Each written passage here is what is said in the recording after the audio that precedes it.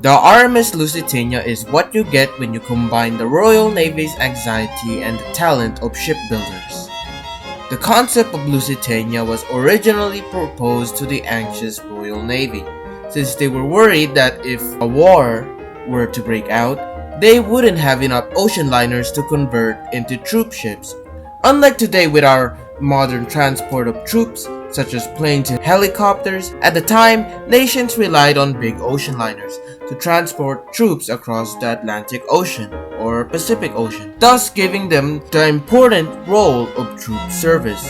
But hey, we're getting a little bit ahead of ourselves now. Cunard demanded money from the Royal Navy to build 2 new large express ocean liners, which will take the title of the world's largest ocean liner back from White Star. These liners will also capture the blue ribbon from a previous company that shall remain unnamed, as they will reach the top speed of 24 knots. The Navy agreed to give the money if these ships, aka Lusitania and Mauretania, will be able to meet a few more requirements. The Navy wanted these 2 ships to have double bottoms and have watertight subdivisions, similar to what you would find on the Olympic class. But unlike the Olympic class, the coal bunker positions will be on the sides of the ship, providing it with some form of torpedo protection or armor, almost like a warship. So if there were an event that a torpedo or a sea mine were to hit the ship's engines would still be able to propel the ship forward, since the engine themselves won't be damaged by the torpedo. Adding to this, the Royal Navy still wanting to convert passenger ships that obviously aren't meant to be used as merchant armored cruisers. They also wanted the decks to be reinforced so they could add guns. If Cunard was able to meet these requirements, the Royal Navy will pay a lot of money for the ships to be built. Cunard accepted the challenge and began the construction of the famous Lusitania. With the help of British government funding, Lusitania's keel was first laid down in the River Clyde by the John Brown Company in August 17, 1904, while her sister ship, Mauretania, was built elsewhere. Her keel was laid down in August 18, 1904. You may not know this, but during her construction, the stern of Lusitania was behind schedule. And this was not because the construction workers was lazy. It's because they didn't really know what engine to put in the Lusitania, since the speed requirement of 24 knots was a little too fast at the time. Cunard's heads turned to the steam Parsons turbine engines.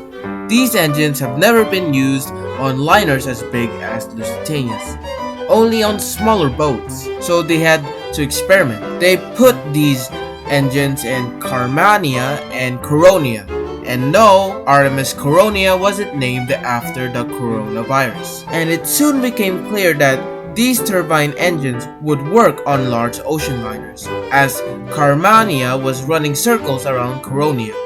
Again, not named after the novel coronavirus. So they installed 4 of these turbine engines in Lusitania and Mauretania. The aft end's construction finally sped up and was quickly finished off. Lusitania was launched first in June 1906. Her sister had to wait 3 more months till she too could be launched. Then, like the Olympic class, Lusitania was fitted out with the stripped red and black funnels, cowl ventilators, so on and so forth.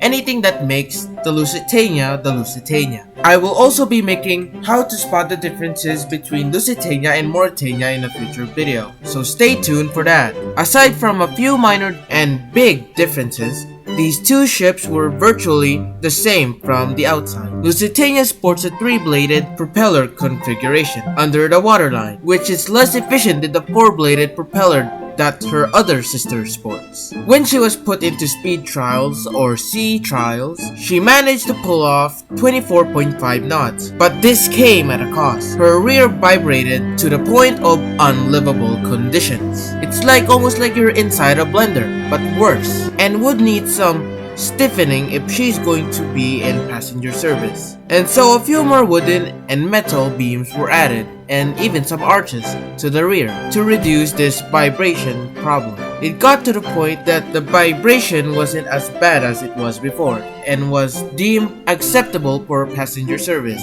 When she was finally put into passenger service, she truly became the world's biggest ship, knocking off White Star's the big 4 dumpster fire ships off the top. Now you may be asking, Zom, how did Lusitania get to 24.5 knots? Well, aside from the engines that powered Lusitania, her hull played a part onto her beating the speed record. You see, her hull was rather slim, which caused stability issues. And if there's anything we learn about stability issues, that thing is that ships tend to capsize when they aren't stable. Their solution was rather genius. They incorporated the tumble home design into the Lusitania, which technically means that the sides of the ship becomes wider the lower in the hull you go. This hull design also aids in stability, aside from the stabilizer fins that you can use at side. Now to the superstructure. Well, the superstructure wasn't all super, as it didn't really make my eyes cry like the Olympic class. For some odd reason, Cunard decided to separate second class with this little island at the back, which honestly makes the ship look off-center, since the funnels are mostly in the main superstructure. For those who are used to the Olympic class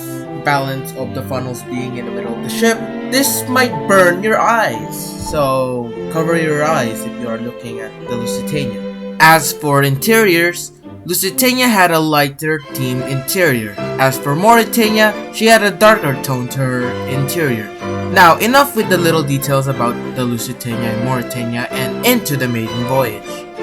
Her maiden voyage wasn't as glorious as the Olympic class, as it was plagued with pesky fog, which slowed the ship down since the captain didn't want to strike another ship head-on. But still, her arrival at New York was greatly celebrated, even though they weren't successful on taking the blue ribbon from the Germans yet. But eventually, the blue ribbon was captured by the Lusitania, and then Mauritania.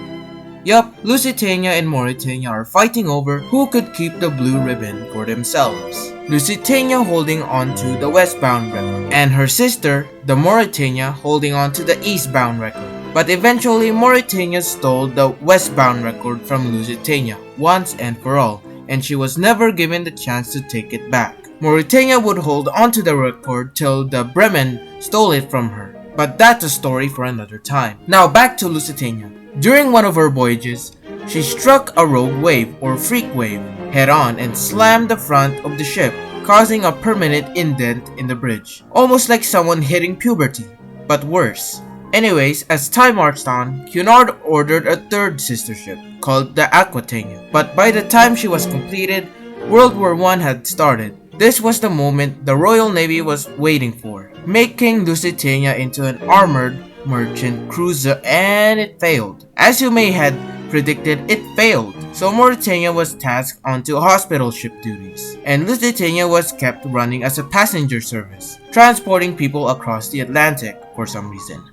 I don't know why, since Cunard won't really own a lot of money. The mood on Lusitania was full of confidence, people joking about U-boats more than their lives. It was thought that Lusitania's speed was her greatest weapon, but this wasn't the case if she had half of her boilers not used. This soon will bite Cunard back in the butt. Cunard started putting warnings on newspapers that says that Kaiser will not hesitate to sink merchant ships or passenger ships, for that matter. But still, on her last voyage to Southampton, she was full as ever, and she departed New York with 1,900 people. As she sped through the Atlantic, the Irish coast was now visible in the distance. The captain had all bows swung out and the ship go in a zigzag course, but little does she know that the Lusitania was being monitored by a submarine, and she appeared to be heading away from the U-boat. But coincidentally, when she started to zigzag, she lined up perfectly with the submarine for the sub to launch a fatal